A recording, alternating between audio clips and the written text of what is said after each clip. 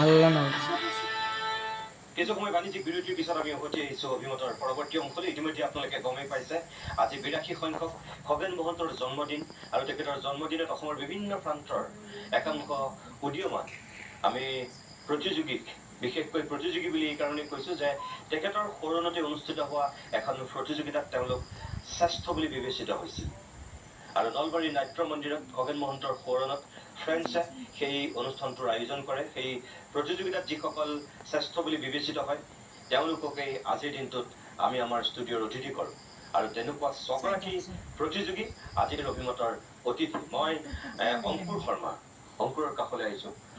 অংকুৰৰ ঘৰ বৰমাত ন? তুমি আগতে এবাৰ আহিছা আমাৰ ইয়াত? আগতে মই ছাৰ দুবাৰ আহিছো, 2017 বৰ্ষ আৰু 2020। আচ্ছা, এইবাৰ কি গাবা এতিয়া?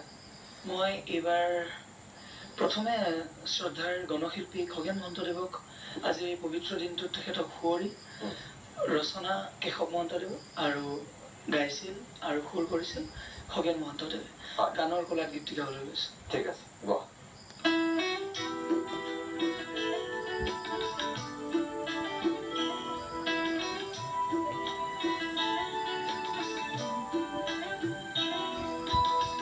গানৰ কোলা তুলি দিলো দুখৰ চকু পানী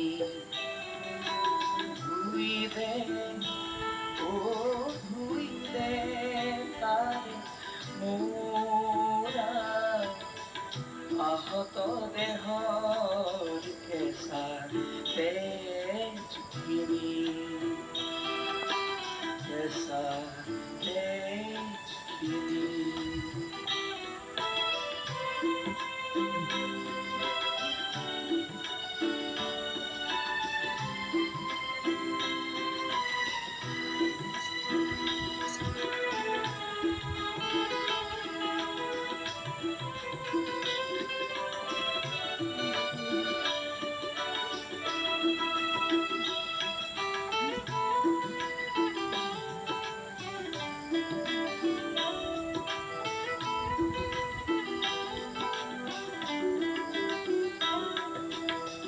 বানকো বান বৰমেল পাতিছ হেৰাই বাগুৰু লাহত হালিছ গাইছ নিক মই বিহু তৰি হালিছো জালিছো মই বিহু তৰি হালিছো জালিছো একেটা মনৰ ময়ো সাঁতোৰা ময়ো সাঁতোৰো কনে একেখন বিলৰে পানী ধুই দে তাৰে মোৰা আহত দেহৰ কেঁচা তেজখিনি কেঁচা তেজখিনি।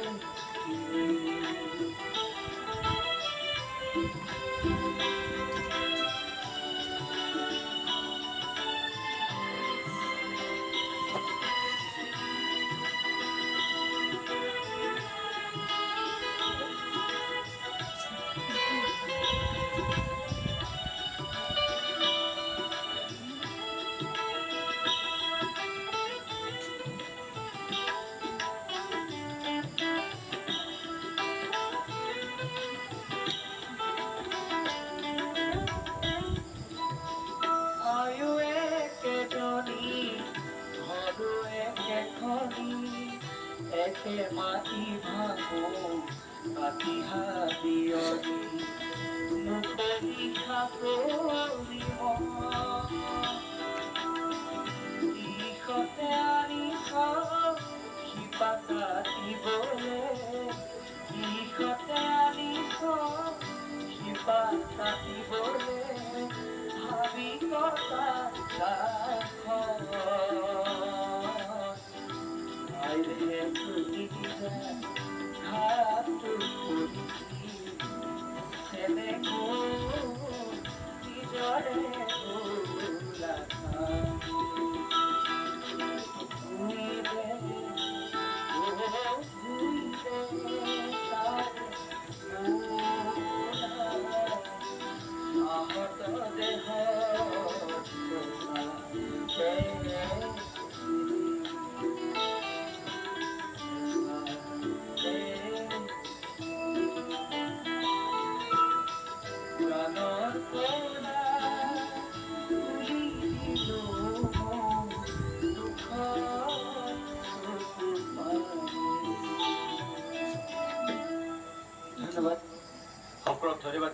মই অলপতে যে আপোনাক কথা এটা সোধোঁ